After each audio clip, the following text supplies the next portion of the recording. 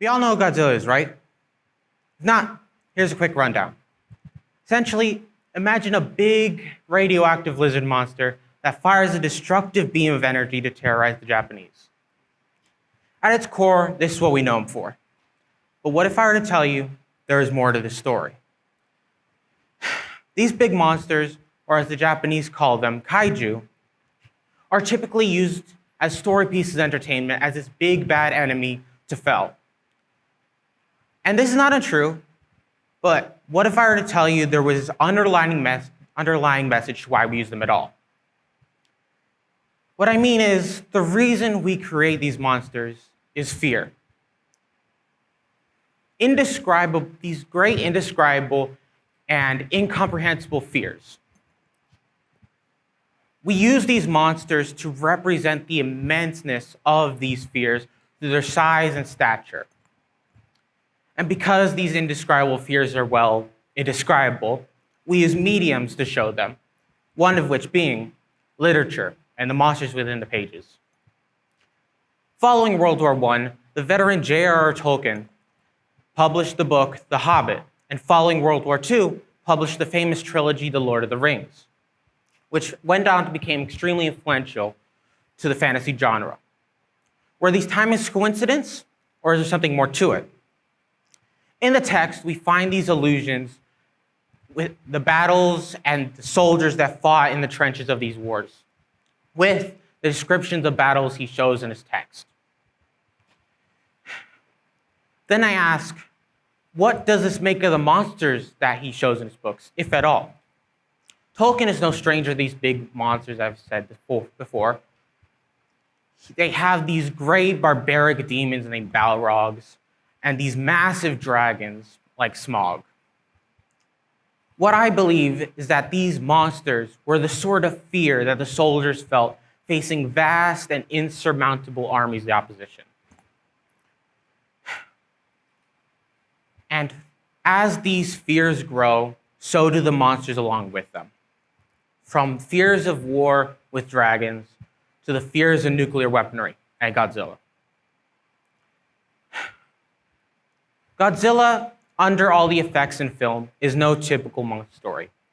It is a medium to share the dangers we create, nuclear weaponry.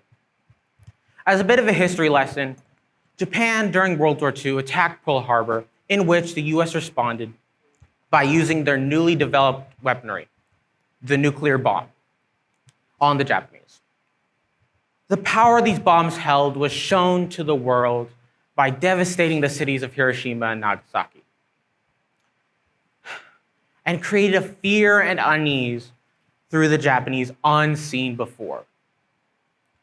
One such director by the name of Tomoyuki Tanaka decided to direct all that fear towards one great enemy. And because of the success of monster movies at the time, with 1952's King Kong and such, this idea went on to become what is known as Gojira, or Godzilla, in the 1954 film by the same name. What I really want to focus on is that Godzilla was this personification of the fear of Japanese. And of course, this was fearful to them, with the same nuclear essence and immense power as they did before. It's natural. It's ingrained into our biology. People fear things like spiders, snakes, pineapples, even darkness and death. They're all things we fear. They all have a reason, even though some may not seem like it. Spiders can kill with a bite, and we naturally fear what lurks in the darkness for we cannot see. So then I ask, what is the reason behind the fear of these monsters? You want the truth? Let me give you a little breakdown of what we have so far.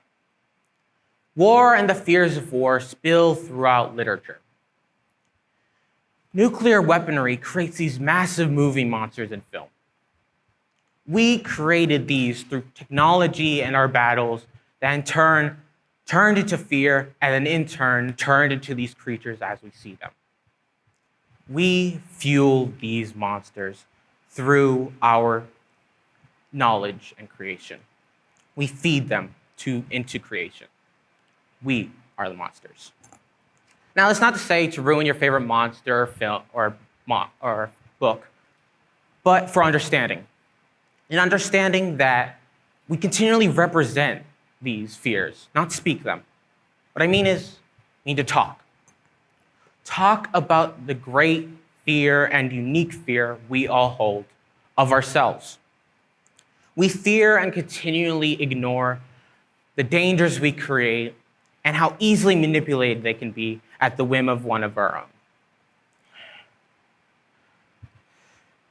Our intelligence, tactical, adaptive thinking, cooperation, and determination could lead to our benefit or to our destruction.